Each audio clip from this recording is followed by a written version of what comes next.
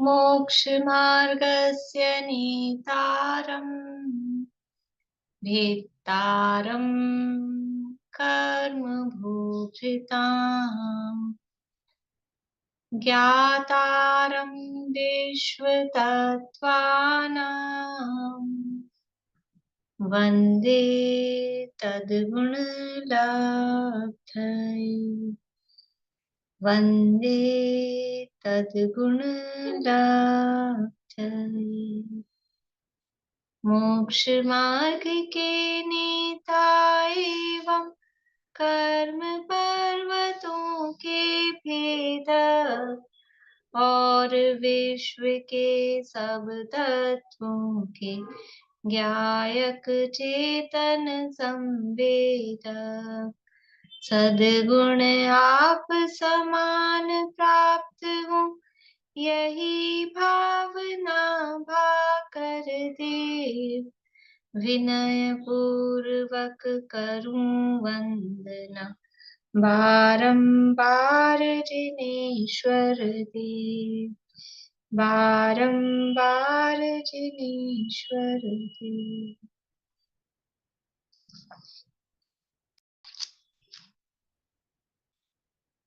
तत्वार्थ सूत्र नामक ये महाशास्त्र है आचार्य उमा स्वामी देव द्वारा रचित। इसके तीसरे अध्याय के आधार पर मनुष्यों के भेद प्रभेदों के अंतर्गत रिद्धि प्राप्त कार्यों की चर्चा हम कर रहे हैं।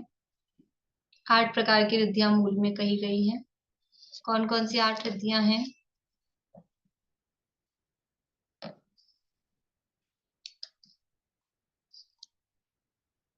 बुद्धि रिद्धि, चारण रिद्धि, विक्रिया रिद्धि, बल रिद्धि, तप रिद्धि, औषध रिद्धि, रस रिद्धि और अक्षीण महानस रिद्धि।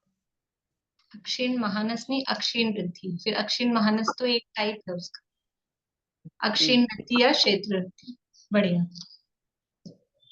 इस तरह से ये मूल में 8 रिद्धियां कही है और उसके उत्तर भेदों के मिला के 64 रिद्धियों की चर्चा यहाँ अपन कर रहे हैं। उसमें से बुद्धि रिद्धियों की चर्चा अपनी हुई है। क्रिया, विक्रिया, बल और तप रिद्धि तक की चर्चा हुई है। बुद्धि रिद्धि के नाम, बुद्धि रिद्धि के कितने भेद हैं, उनके नाम। देखो अभी विषय चलते हुए में अगर अपन याद नहीं करेंगे और इतनी देर दिन ही याद नहीं रख पाएंगे तो बाद में तो भूल ही जाना है। कम से कम अभी अभी तो चल रहा है विषय, तो याद करें और रखें। बुद्धि रिद्धि के 18 भेद हैं।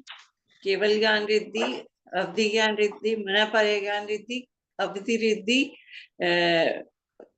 कोष्ठ रिद्धि, बीज रिद्धि, कोष्ठ रिद्धि, बीज रिद्धि, संभिन्न संशोध रिद्धि, पदानुधारित रिद्धि, दूर स्पर्श रिद्धि, दूर रसन रिद्धि, दूर घ्राण रिद्धि, दूर स्पर्शन, दूर अवलोकन रिद्धि, दूर श्रवण रिद्धि, प्रज्ञा श्रवण, प्रत्येक बुद्ध, 10 पूर्व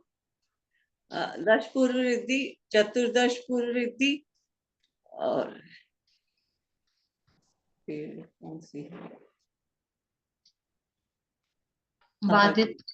वादित्व रिद्धि, महानिमित्त रिद्धि हो गई। बढ़िया। इस तरह से ये बुद्धि रिद्धि के 18 भेद हैं। अष्टांग महानिमित्त रिद्धियां कौन सी हैं? अष्टांग महानिमित्त रिद्धियां कौन सी हैं?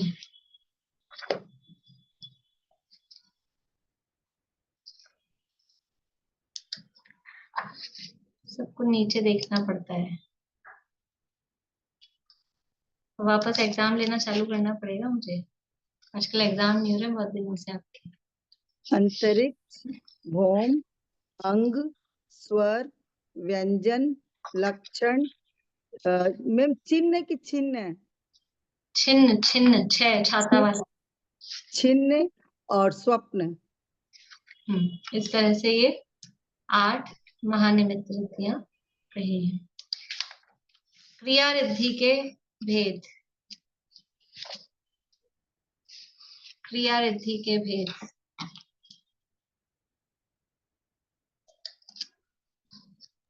पहले इसके दो भेद किए, एक चारण और एक आकाशगामित्व।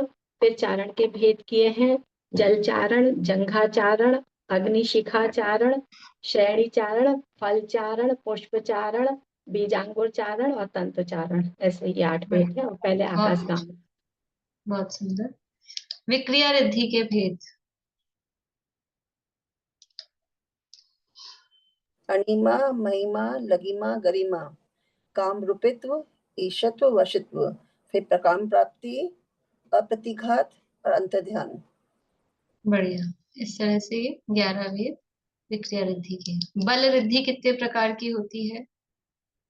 बल के तो सबको आने चाहिए, एकदम सरल है, किसी से भी पूछ लो। बल रिद्धि के भेद बोलिए मनोरमा आंटी। वैसे कांता आंटी का सब में हाथ खड़े हो रहे हैं, सारी रिद्धियां याद की उन्होंने। रिद्धि के 3 भेद है, कायबल, मनोबल, वचन बल। बढ़िया। मनोबल रिद्धि, वचन बल रिद्धि और काय बल रिद्धि। तप रिद्धि के भेद।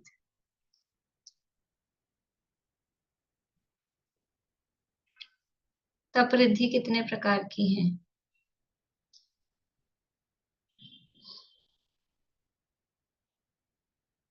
बोलिए सुनीता आंटी। उग्र तपरिद्धि, सप्तरिद्धि और तप्त तप्तरिद्धि और दीप्त, और फिर घोर तप, महातप और घोर महापराक्रमम और अधोर गुण ब्रह्म। अधोर नहीं, अघोर, घर। अघोर अघोर अघोर अघोर गुण ब्रह्म। अघोर गुण ब्रह्म। बढ़िया। उग्र तप, दीप्त तप, तप्त तप, 3 तो ये थे। फिर महातप, घोर तप, और घोर पराक्रम और अघोर गुण ब्रह्मचारित्व या अघोर गुण ब्रह्म। इस तरह से तप रिद्धि के 7 भेदों तक की चर्चा कल अपन ने की थी। और ये जो तप रिद्धियां हैं, तो तप रिद्धियों का सारांश क्या है? कल भी अपन ने देखा था, उग्र तप यानी एक उपवास को बढ़ाते जाना है। दीप्त तप में कि तप के प्रभाव से शरीर का बल, कांति और सुगंध इत्यादि वो बढ़ती जाती है। तप्त तप में जितना भी आहार ग्रहण किया गया है वो सब शरीर के द्वारा एब्जॉर्ब कर लिया जाता है, अवशोषित कर लिया जाता है। कुछ भी उसमें अवशेष नहीं बचता है। और महातप रिद्धि की जो बड़े बड़े तप हैं, सिंह निष्क्रीडित इत्यादि, कल अपन ने देखे थे किस तरह से उसको चढ़ता है और फिर उतरता है। इस तरह के जो महातप करने की जो शक्ति है वो महातप रिद्धि है। और घोर उपसर्ग, परिचय आदि रोग आदि आने पर भी तप करते ही जाएं, जो तप उन्होंने धारण किए हुए हैं तो भी कठोर तप को करते रहें, तो ये घोर तप रिद्धि है। और घोर का पराक्रम रिद्धि क्या है कि पूरे 3 लोक यानी लोक को उठा लें, समुद्रों को सुखा दें, इस तरह से इधर से उधर फेंक दें। और उस रिद्धि के प्रभाव से कहीं अकाल, दुर्भिक्ष इत्यादि, महामारी इत्यादि न हो, वो घोर पराक्रम नहीं, हाँ घोर पराक्रम। घोर पराक्रम में तो ये शक्ति है उठाकर फेंक देने की और समुद्र के जल को सुखा देने की, और जिस रिद्धि के माध्यम से जो महामारी इत्यादि है वो ठीक हो जाए, और विशेष रूप से ब्रह्मचर्य इत्यादि का जो पालन हो, तो वो अघोर ब्रह्म तप रिद्धि। दुःस्वप्न इत्यादि ना आए, निद्रा में भी दुःस्वप्न इत्यादि ना आए, वो अघोर ब्रह्म तप रिद्धि है। इस प्रकार से ये तप रिद्धियों की चर्चा हुई। अब चर्चा करनी है अपने को औषधि रिद्धि। औषधि किसे कहते हैं? औषधि किसे कहते हैं? बोले वर्षा वाली। जो अपनी बीमारियों को दूर करने के लिए दवा ली जाती है उसको औषधि कहते हैं। बढ़िया, बहुत अच्छा। मतलब जो हमारी बीमारी है, जो रोग है, उस रोग को दूर करने का जो उपाय है, जो साधन है, उसको औषधि कहते हैं। जिस भी साधन से वो रोग दूर हो जाए वो औषधि कहलाता है। तो औषधि रिद्धि में भी क्या है कि जो भी कोई रोग है, उस मतलब वो औषधि का मतलब ऐसा नहीं कि कोई पुड़िया में लेके चूरण वूरण बांटते फिरते हो मुनिराज, कोई गोलियां वोलियां देते हो, इस तरह का नहीं है। लेकिन बस रोग दूर हो जाए, तो जिस भी चीज से रोग दूर हो जाए वही औषधि है। रोग को दूर करने का साधन, उसका नाम औषधि है। तो जैसे भी, ना कोई जड़ी बूटी है, ना कोई चूर्ण है, ना कोई चाटने की, चाशनी से चाटने की दवाई है, ना कोई गर्म पानी से लेने की, ना कोई ठंडे पानी से लेने की, ऐसी कोई दवाई नहीं है। लेकिन जिनके शरीर के अंग प्रत्यंग, शरीर के ही बॉडी पार्ट्स या उसका ही कोई मलमूत्र इत्यादि, वो प्राणियों के रोग को दूर करने की जिसमें क्षमता हो, वही उनके औषधि का काम करते हैं, वो यहाँ औषधि रिद्धि में बताया गया है। तो औषधि रिद्धि किसे कहा है कि जो जिन मुनिराज के निमित्त से, मतलब उनके शरीर के जो भी अंग प्रत्यंग अथवा मल मूत्र लार कफ इत्यादि भी जो जीवों के रोग को दूर करने में समर्थ हों, या जिससे जीवों के रोग नष्ट हो जाए, असाध्य रोग भी नष्ट हो जाए, तो ऐसी शक्ति की प्राप्ति वो औषधि रिद्धि कहलाती है।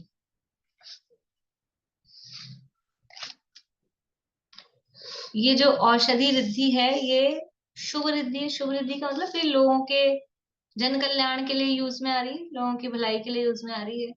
तो शुरू में मैंने आपसे कहा था कि अभी अपन लास्ट में भी सारी रिद्धियों की चर्चा हो जाएगी, तब लास्ट में भी अपन देखेंगे फिर उसको, कि कुछ रिद्धियां ऐसी होती हैं जो यूज में लेने पर, मतलब उनका प्रयोग करें तो वो उनका यूज होगा तो काम आएंगी। कुछ रिद्धियां ऐसी होती हैं जो मतलब बिना उपयोग के ही वो यूज में आती है।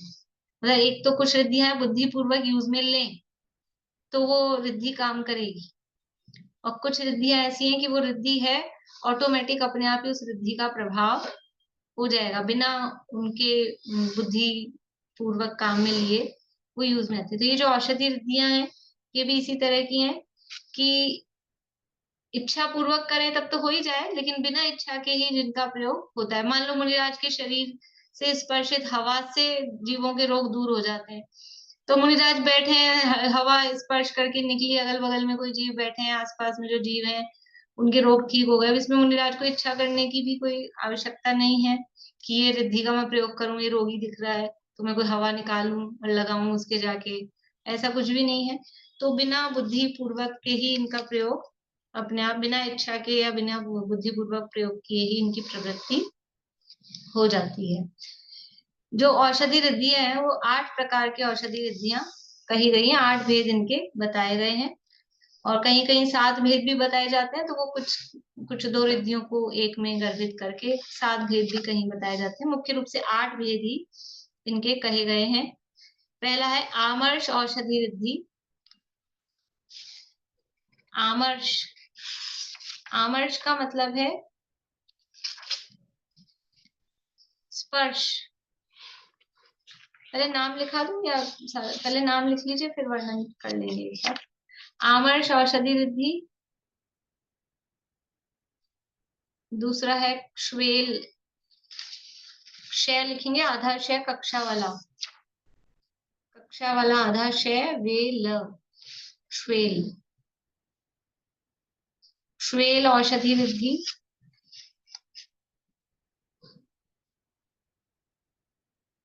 जल औषधि रिद्धि, जल भी जय आधा ले और ले, जल ऐसा करके लिखेंगे। कहीं कहीं सिंपल जल भी लिखा रहता है, लेकिन वो जल ज्यादा उचित है। जय आधा ले और पूरा ले, जल। श्वेल सही लिखा आप लोगों ने, आधा क्षय कक्षा वाला, और वह में एक ही मात्रा वे और ल, श्वेल। आमर्ष, श्वेल, जल औषधि रिद्धि। फिर है मल औषधि रिद्धि।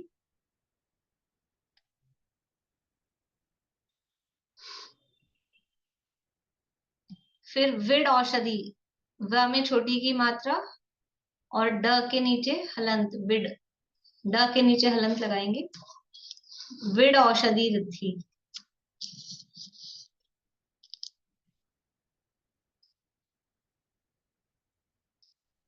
फिर सर्व औषधि रिद्धि। सर्व औषधि रिद्धि,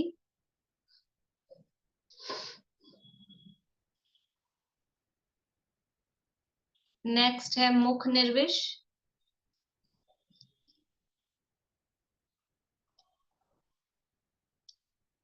और लास्ट है दृष्टि निर्विश। ये एक बार मैंने चार्ट भेजा था शुरू में, उसमें भी सब नाम दिए हुए हैं, वहां से भी लिख सकते हैं आप लोग।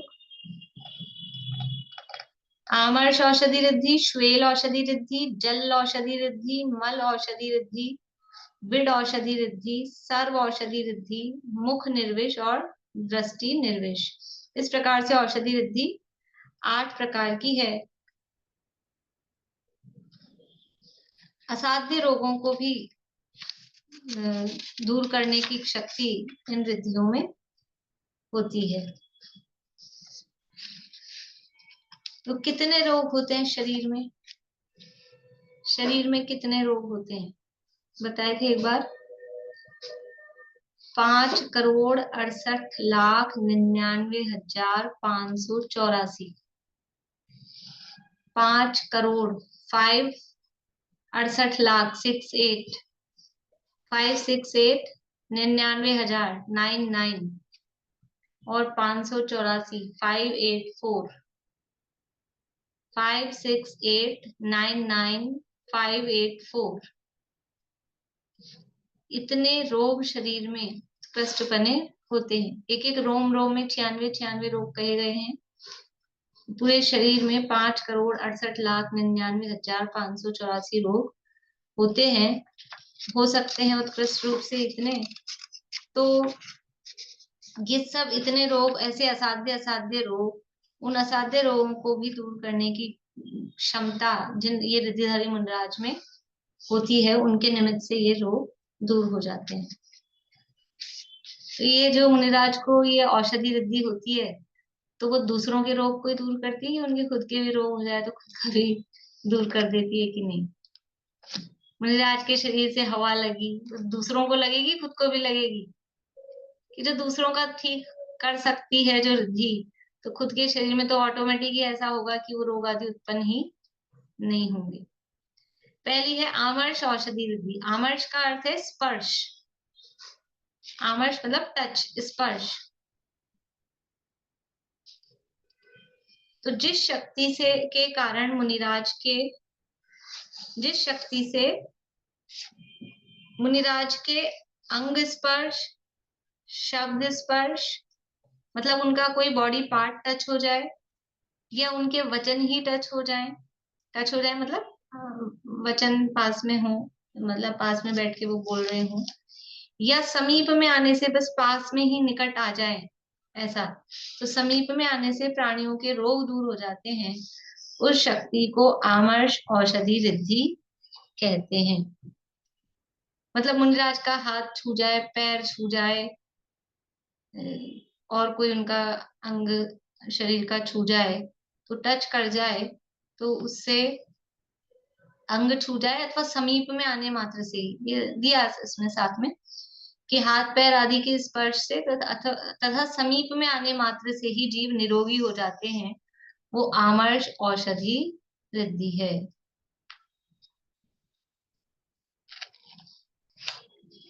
मतलब मुनिराज का स्पर्श ही औषधि के रूप में काम करता है।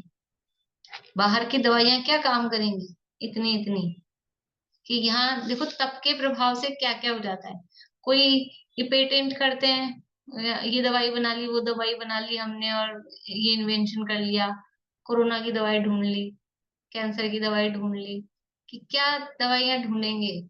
ये तप के प्रभाव से, तप मतलब जीव की विशुद्धि इतनी होती है कि बाहर में कोई अभक्ष आदि वस्तुएं कुछ मिला मिलू के कुछ क्या बनाएंगे कि उनका हाथ पांव कुछ भी छू जाए शरीर का अंग, यद्यपि ये शरीर जड़ अचेतन अशुचि मलमूत्र का पिंड। देखो जब अशुचि भावना की चर्चा करते हैं तो शरीर का कैसा वर्णन करते हैं? मलमूत्र मांस का घड़ा, रात दिन पड़ा सड़ा, उठाकर पड़ा तुझे है चलना, और पल रुधिर राध मल थैली की कसव साधिते मैली, नव द्वार वही किंकारी। ये शरीर का स्वरूप है, लेकिन इसके अंदर बहुदेह मैली, इस शरीर बहुत मैला है, लेकिन सुगुण थैली, इसके अंदर ये जो चैतन्य स्वरूप आत्मा, अनंत गुणों का पिंड, वो विराजमान है। और जो अपने उस चैतन्य स्वरूप आत्मा को पहचान कर उसमें लीन रहते हैं, उसका ध्यान करते हैं, उसका चिंतन मनन स्वरूप का करते हैं, तो उनकी उस विशुद्धि के प्रभाव से ये शरीर भी इतना, समझ लो, जो अपवित्र शरीर है वो भी इतना पवित्र और इस तरह का होता है कि वो उसके हाथ छू जाए, पांव छू जाए, उनके निकट आ जाए तो भी जीवों का रोग दूर हो जाए। महामुनिराज, वीतरागी संत, वो जीवों के अनादिकालीन जन्म मरण के रोग को, जो महाभयंकर रोग है, जो दुर्निवार है, जिसको दूर करना कठिन है, तो ऐसे संसार रोग का नाश जिनकी निकटता से हो जाता है, तो ये शरीर के रोग दूर हो जाएं, असाध्य असाध्य कैंसर वैंसर ये दूर हो जाएं, इसमें क्या आश्चर्य है। तो ये अपने आप ही तप के प्रभाव से मुनिराजों को इस तरह की रिद्धि प्राप्त होती है। और अंतरंग में भावना, दूसरी बात ये भी है, फिर मुनिराज तो सभी हैं, फिर सबको क्यों नहीं रिद्धि प्रकट हो जाती है ये वाली औषधि रिद्धि? किन्हीं किन्हीं को ही होती है कि जिनके अंदर समझ लो कोई पूर्व भाव में इस तरह की रही हो, या इस भाव में कुछ इस तरह की भावना रही हो कि जीवों का उपचार करने की, उनका दुख दूर करने की अंतरंग की तीव्र भावना रही हो, तो उसके निमित्त से इस तरह का समझ लो प्रभाव होता है कि वो औषधि रिद्धि रूप से रिद्धि। और वर्तमान की तो है ही विशुद्धि और तपस्या, पर परिणामों में इस तरह की, जिस 16 कारण भावना किसको बनती है, जो अंदर परिणामों में इस तरह की भावना कि सभी जीव ये सुखी होने का मार्ग प्राप्त करें, 16 कारण भावनाएं अंदर निरंतर रूप से जिनके चलती रहती है, तो तीर्थंकर प्रकृति का बंद करते हैं। ऐसे ही रोगी, दीन दुखी आदि जीवों को देखकर उनका दुख दूर करने की जो अंतरंग में भावना तीव्र होती है, और फिर साथ में तप और विशुद्धि उत्कृष्ट होती है, तो इस तरह की रिद्धियां प्रकट होती है। देखो, एक अपन ने अघोर गुण ब्रह्म रिद्धि देखी थी, उसमें देखा था कि क्या स्वरूप देखा था कल, कि उसमें कहीं भी महामारी, रोग, कहीं लड़ाई झगड़ा मारपीट कुछ भी हो रहा हो, ये कल देखा था इसमें, तो वो नष्ट हो जाता है, शांति हो जाती है। अघोर गुण ब्रह्म का स्वरूप कहा था कि 5 महाव्रत, ये याद रखना है, ब्रह्म किसे कहा था? 5 महाव्रत, 5 समिति, 3 गुप्ती, 13 प्रकार का जो चारित्र, इसको ब्रह्म कहा था। और ये ब्रह्म है शांति स्वरूप।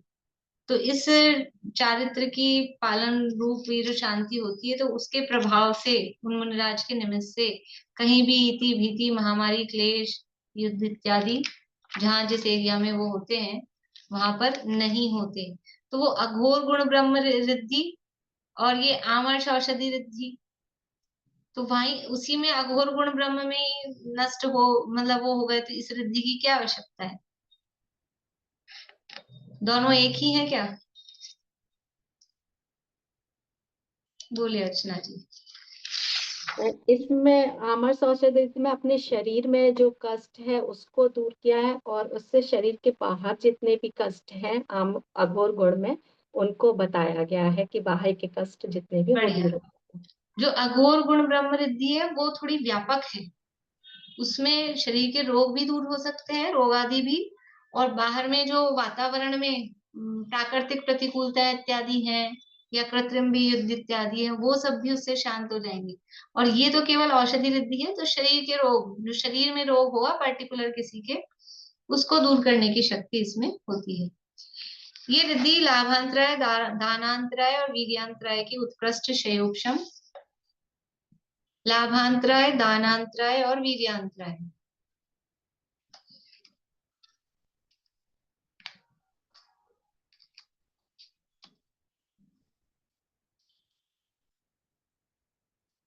उत्कृष्ट क्षयोपशम तथा नाम कर्म के विशिष्ट उदय से प्रकट होती है।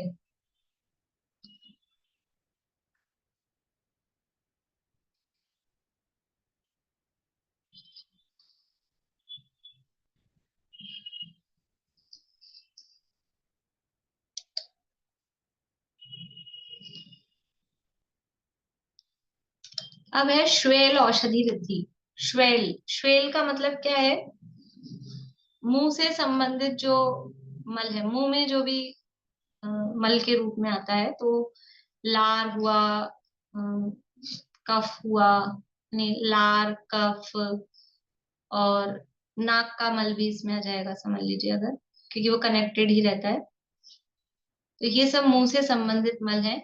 इनको क्ष्वेल, कहीं कहीं खेल भी शब्द मिलेगा, खेल, खेल वाला खेल, कहीं आपको खेल औषधि रिद्धि ऐसा भी नाम मिलेगा। तो क्ष्वेल, खेल या निष्ठीवन, ये कम सुनने में आता है लेकिन ये भी शब्द मिलता है, निष्ठीवन। निष्ठा लिखते हैं ना, निष्ठा, वैसे निष्ठीवन।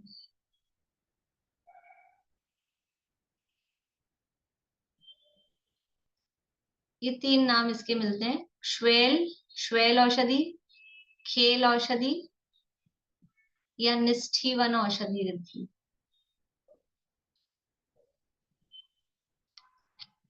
तो जिनका श्वेल औषधि पने को प्राप्त हो गया है, वे श्वेल औषधि प्राप्त ऋषि हैं।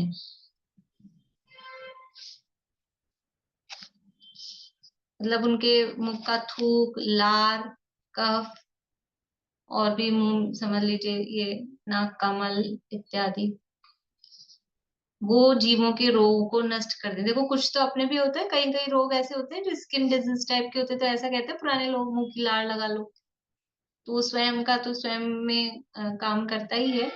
लेकिन जिन मुनिराज के मुख का कोई मल इत्यादि है और वो दूसरे जीवों के लिए वो औषधि का काम करता है। अभी बताओ ये किसको कौन मुनिराज के कफ आदि को कौन लगाता होगा? कोई मनुष्य आगे तो ऐसे लगाने वाला है नहीं। देखो एक तो मनुष्यों का तो क्या, लेकिन जंगल में मुनिराज ने कहीं कफ आदि मतलब छोड़ा, त्यागा, और फिर जीव जंतु, जंगली जानवर वगैरह वो वहां विचरण करते हैं, तो वो तो इतना कहीं ध्यान देते नहीं, वो उसमें लोटपोट हुए, तो वो जो शरीर में कोई अगर रोग था तो वो उन जो जानवर हैं उनका वो रोग ठीक हो जाता है। कदाचित किसी मनुष्य का पैर पड़ जाए, हाथ पे लग जाए, कदाचित असावधानी से चला है, ऐसा किया है, तो उनके भी रोग दूर हो सकते हैं। और कदाचित किन्हीं को पता हो कि इन मुनिराज के कफ में इस तरह की रिद्धि है, तो वो स्वयं बुद्धि पूर्वक जाके लगा सकता है। अगर किसी को पता लग जाए ऐसा कि ऐसा है, तो मुनिराज ने जहाँ अपने कफ आदि का उत्सर्ग किया हो वो स्वयं भी लगा सकता है। यह रिद्धि भी वही लाभांतराय, वीर्यांतराय और दानांतराय कर्म के विशेष उदय से, विशेष उपशम से और नाम कर्म के विशिष्ट उदय से प्रकट होती है। सेम है।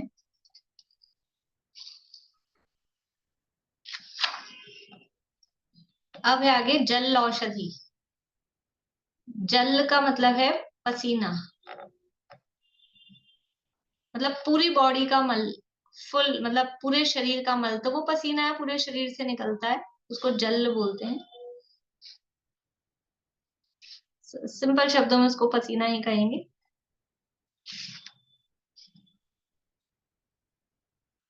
तो पसीने के आश्रित, यानी पसीने के माध्यम से जो प्राणियों के रोग दूर हो जाते हैं, वे जल औषधि प्राप्त ऋषि कहलाते हैं।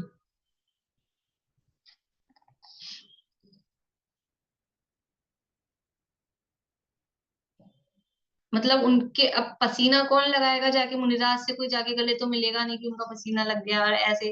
लेकिन मान लो पसीना उन्होंने कहीं ऐसा टपका है, या उस वो जहां बैठे हैं जिस शिला पे या जिस स्थान पे, वहां उनका गर्मी के दिनों में तो पसीना आता ही है, तो वहां वो पसीना उनका लगा, तो वो पसीने से स्पर्शित अगर वो जगह है और फिर वहां आके कोई दूसरा जीव बैठे हो, रोगी हो, तो उसका रोग इत्यादि दूर हो जाए।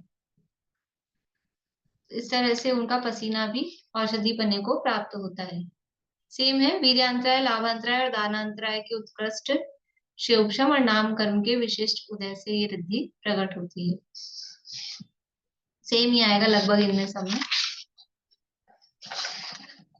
अब है मल औषधि रिद्धि। मल औषधि में क्या लेना है कि कान, दांत, नाक, आंख, जीभ, इन सब का जो मल है वो औषधि पने को प्राप्त होकर जीवों के रोग को दूर करने में समर्थ होता है। तो उसे मल औषधि रिद्धि कहते हैं। अभी इसमें मल मूत्र वाला मल नहीं लेना है, ये जो समझ लो और जो अंग हैं, क्योंकि नव द्वार का है ना, मल मल के नव द्वार, तो ये 7 द्वार चेहरे पर हैं, तो ये चेहरे वाले जो द्वार है, आंख, नाक, कान, जीभ, दांतों में मैल जमा होता है, वो सब औषधि पने को प्राप्त होकर जीवों के रोग को दूर करने में समर्थ होते हैं, तो मल औषधि रिद्धि कहा है। अब जो 8 की जगह 7 कहते हैं, तो वो मल औषधि और जो अगला विड औषधि है, इन दोनों को एक में गर्भित कर लेते हैं। वो दोनों क्योंकि मल से ही रिलेटेड हैं, इसलिए तो वो 8 की जगह 7 हो जाते हैं।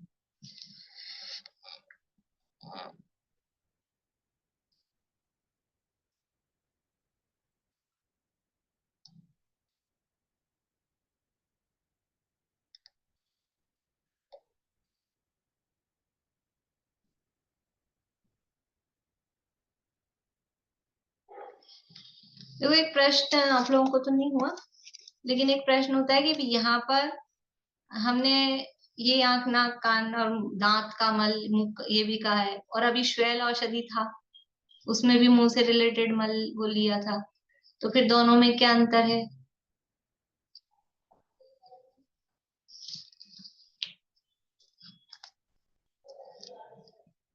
बोलिए सारिका जी। खेल मुंह से संबंधित है खाली। ठीक है, और कोई अंतर? देखो, जो ये कफ, लार, थूक, ये जो श्वेल औषधि में हमने लिया था, कफ, लार, थूक इत्यादि, ये तो मतलब रोका जा सकता है, वो अलग से भी निकाला, मतलब ऐसा करके, और वो थोड़ा ऐसा रहता है कंट्रोल में। लेकिन ये जो आंख, नाक, कान का मल है, वो अगर आ रहा है तो वो अपने आप मतलब आएगा। कान में मल चला चला के तो कोई निकालेगा नहीं, मतलब वो आएगा तो आएगा ही। आंख में अगर गिड़ इत्यादि आ रहे हैं तो वो आएंगे ही। तो इसमें इस तरह की थोड़ी सी अंतर है कि वो उसको रोक सकते हैं, लार इत्यादि को समूह में, और ये जो है ये उनको रोक नहीं सकते। ये भी वही सेम है, कर्म के उदय सेम है, वीर्यांतराय, लाभांतराय, दानांतराय, इनका उत्कृष्ट उपशम और नाम कर्म का विशेष उदय। अब है आगे विड औषधि। विड औषधि, विड का मतलब है विष्टा। तो जिस शक्ति के प्रभाव से मुनिराज के मल, मूत्र और वीर्य वो भी औषधि को प्राप्त होते हैं, उसे विड औषधि रिद्धि कहते हैं।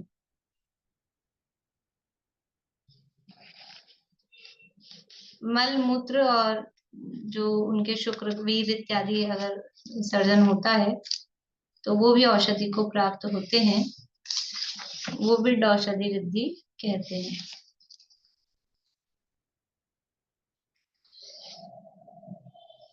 सेम आएगा वो, समस्या औषधि रिद्धि में सेम ही है। लाभांतराय, वीर्यांतराय और दानांतराय का उत्कृष्ट उपशम और नाम कर्म का विशेष उदय। इसके बाद में है सर्व औषधि रिद्धि। सर्व औषधि का मतलब जिनका सब कुछ रिद्धि औषधि पने को प्राप्त हो गया। सब कुछ का क्या मतलब? जिनके अंग प्रत्यंग, नाखून, दांत, बाल, रस, खून, मतलब अंदर इंटरनल भी चीजें, एक्सटर्नल भी चीजें, सब जो औषधि पने को प्राप्त हैं।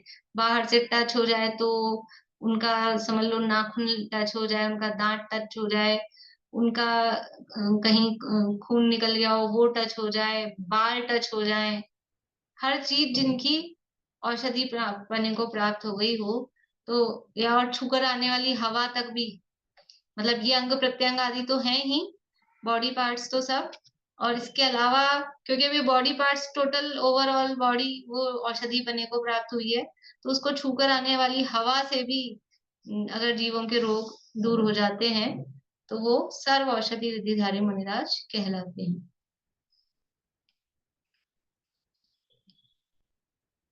मतलब उनसे, उनके शरीर से टच हुआ हुआ पानी हो कदाचित, यद्यपि स्नान आदि तो करते नहीं, पर कदाचित उनके शरीर से स्पर्शित जल हो, हवा हो, और उनके जो भी अंग प्रत्यंग हैं वो सब औषधि पने को प्राप्त हो जाते हैं।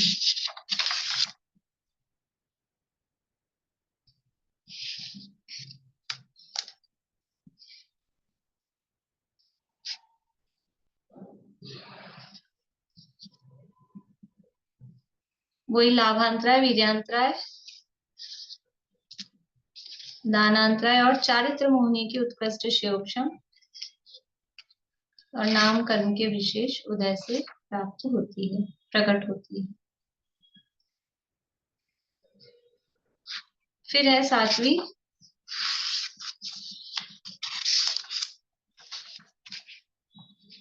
मुख निर्विश या आस्यविश। आस्याविश,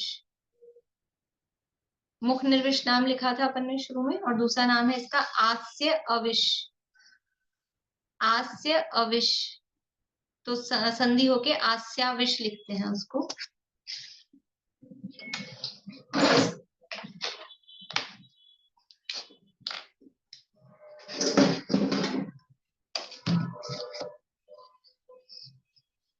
आस्य अविश शब्द ये है, या मुख निर्विश। अब इन दोनों की ये संधि करेंगे यहाँ पे, तो इसको ऐसा भी लिखते हैं आस्याविश।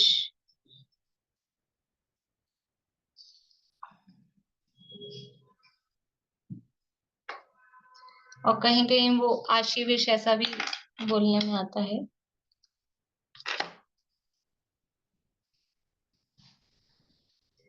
आशीविश या मुख निर्विश या वचन निर्विश भी इसको कहते हैं।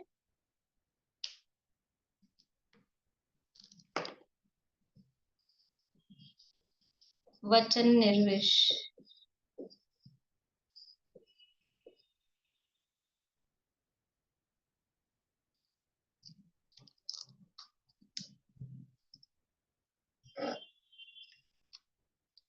जिस रिद्धि के प्रभाव से विष मिश्रित आहार भी जिनके मुख में जाकर निर्विष हो जाता है। मतलब दो तीन तरह से इसके अर्थ हैं, तो दो तीन तरह से इसका भाव आएगा, क्योंकि जैसे जैसे इसके नाम है कि विष मिश्रित आहार भी जिनके मुंह में गया, मान लो कदाचित जहरीला आहार हो और वो भी उनके मुंह में गया और वो जहर से रहित निर्विष हो जाए, एक बात। अथवा जिनके मुख से निकले हुए वचनों को सुनने मात्र से महाविष व्याप्त प्राणी भी निर्विष हो जाएं, कि उनके वचन सुने और किसी को सांप ने काटा था, जहर चढ़ा हुआ था और उसका जहर उतर जाए।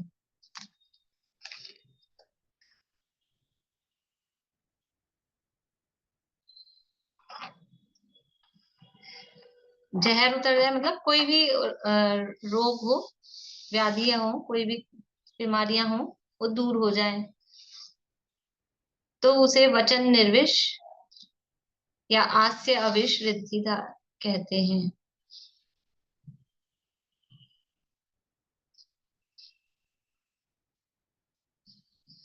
यानी दो बातें अभी तक इसमें हो गई कि भोजन जहर मिला हुआ हो, वो भोजन उनके प्रभाव से जहर से रहित हो जाए, या किसी व्यक्ति को जहर या कोई बीमारी हो और उनके वचन मात्र से, शब्द ही सुन ले, कोई कुछ भी शब्द, उनके शब्द सुनने मात्र से वो जहर उतर जाए, तो वो आस्य अविश, मुख निर्विश या दृष्टि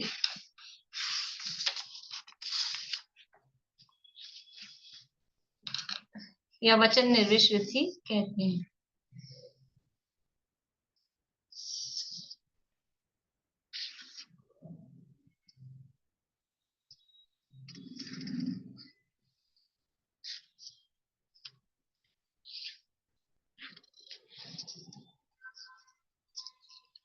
इसमें ऐसा है कि धवला में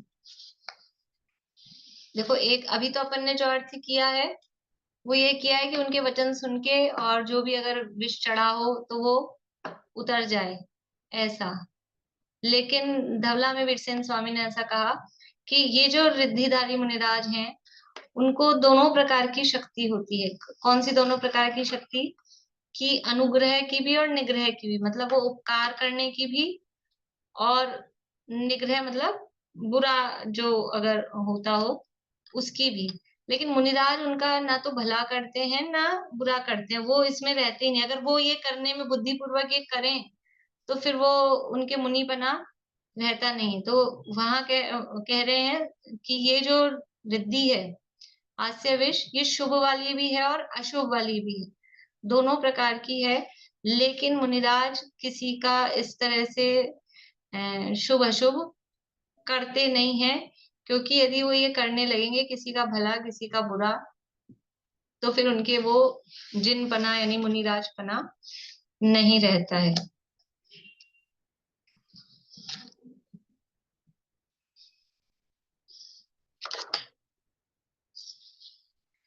ये रिद्धि भी वही लाभांतराय, वीर्यांतराय, दानांतराय और चारित्र मुनीय कर्म के विशेष उपशम से और भाषा वर्गणा के विशेष संयोग से, नाम कर्म के विशेष उदय और भाषा वर्गणा के विशेष संयोग से प्रकट होती है।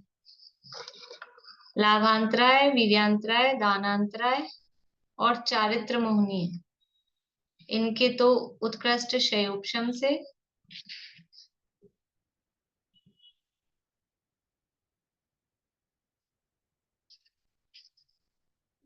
लाभांतराय, दानांतराय, वीर्यांतराय और चारित्र मुनि के उत्कृष्ट शयोपशम, नाम कर्म के विशिष्ट उदय और भाषा वर्गणा के विशिष्ट संयोग से ये रिद्धि प्रकट होती है।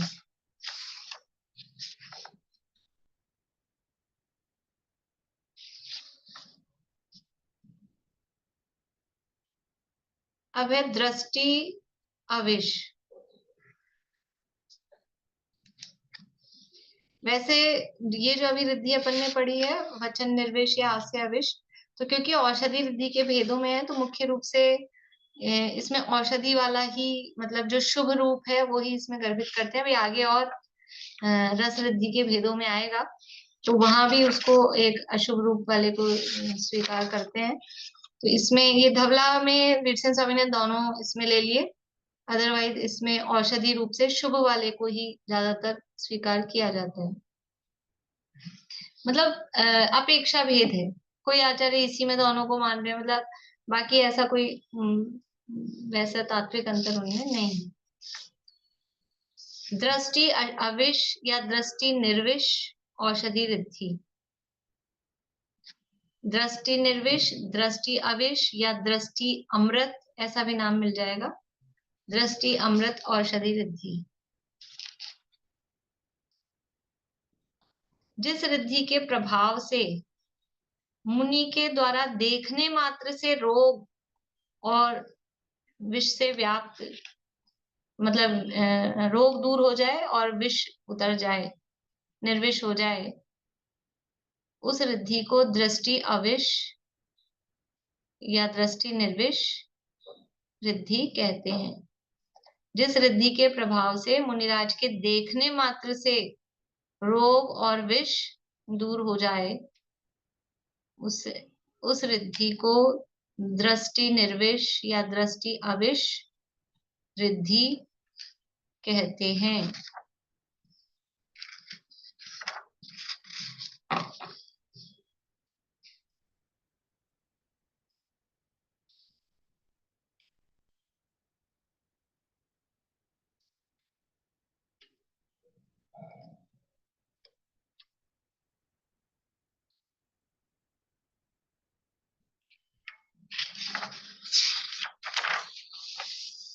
देखो अब अभी तक तो जो चर्चा थी तो वो अंग टच हो, हवा लगे कि कहीं कोई कफ थूक लार्मल कुछ वो टच हो तो रो दूर है।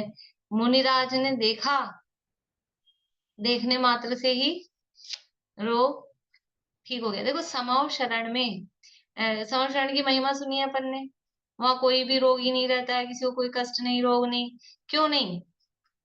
कि पहली बात तो केवली भगवान विराजमान है, तो केवली भगवान मतलब प्रमुख तो वही है, उन्हीं के प्रभाव से होता है। लेकिन अभी अगर केवली भगवान को गौण कर दें, मूल प्रभाव तो उन्हीं का है। लेकिन अभी मतलब हम क्योंकि मुनिराजों की बात चल रही ना, इसलिए तो वहां समौर शरण में गणधर परमात्मा विराजमान है।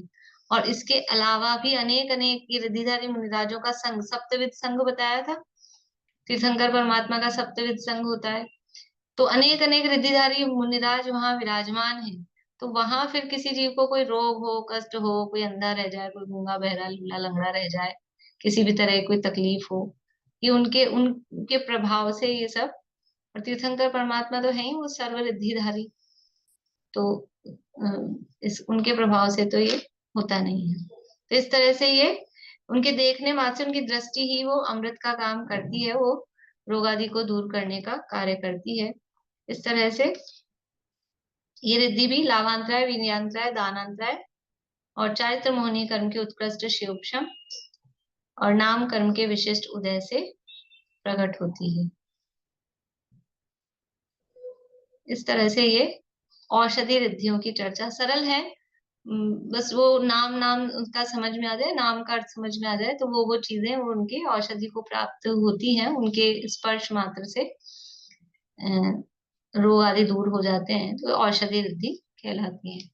अब 7 रस रिद्धियों की चर्चा वो आगे कल करेंगे, और फिर उसके बाद में 2 क्षेत्र रिद्धियां देखेंगे। कल पूरी हो जाएंगी तो क्षेत्र रिद्धि को भी कल ले लेंगे, नहीं तो आगे चर्चा कल करेंगे।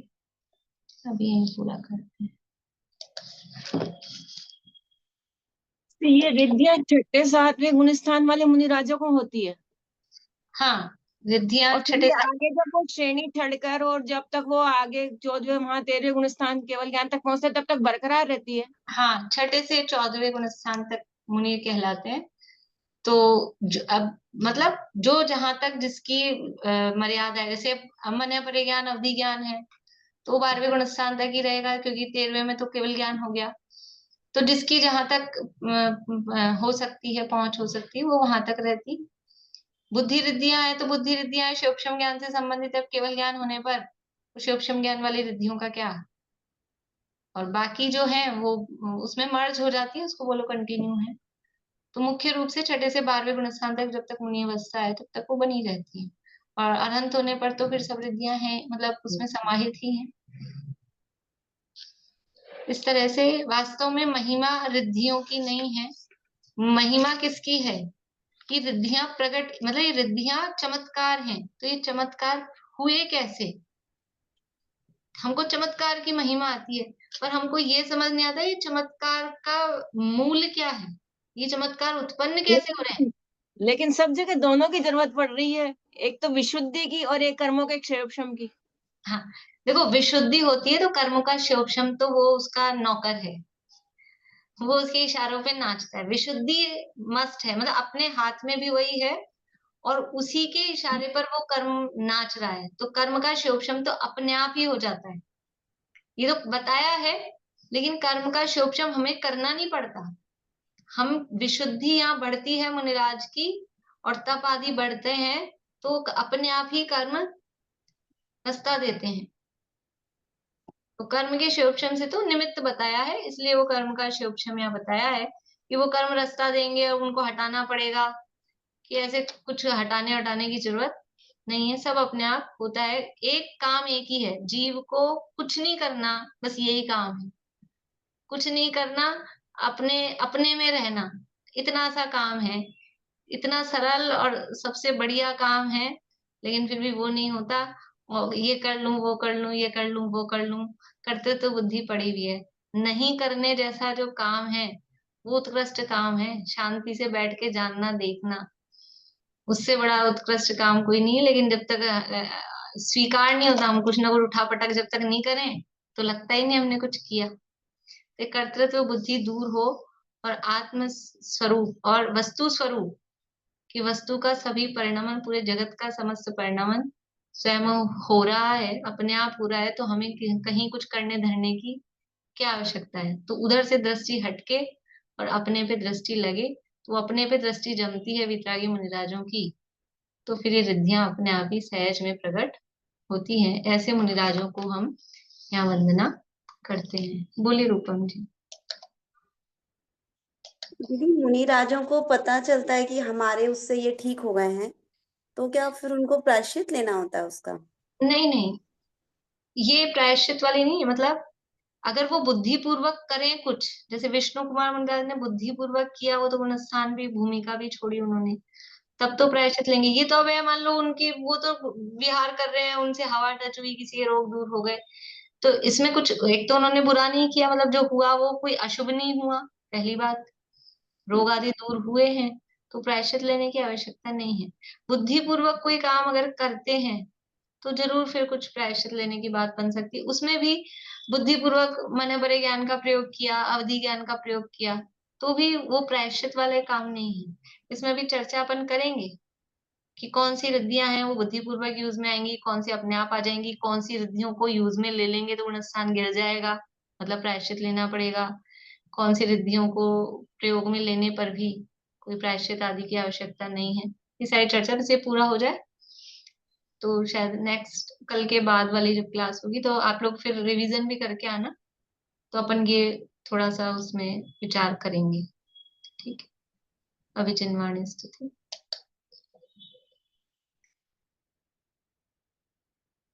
कौन पढ़ेंगे?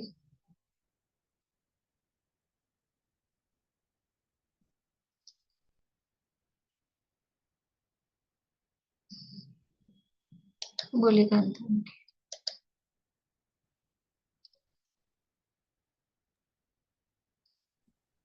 रत्नत्रय मुक्ति का मार्ग अद्भुत, चैतन्य रत्नाकर अद्भुत से अद्भुत, होवे निमग्न अहो सर्व प्राणी, वीतरागी शासन जयवंत वर्ते, जयवंत वर्ते सर्वज्ञ देव, जयवंत वर्ते निर्गंत गुरुवर, जयवंत वर्ते श्री जिन वाणी, जिन धर्म जिन तीर्थ, जयवंत वर्ते शुद्धात्मा का श्रद्धान वर्ते, अनुभूति निर्मल अविच्छिन्न वर्ते, आवागमन से निर्मुक्ति होवे, मुक्ति का साम्राज्य जयवंत वर्ते, सर्वज्ञ शासन जयवंत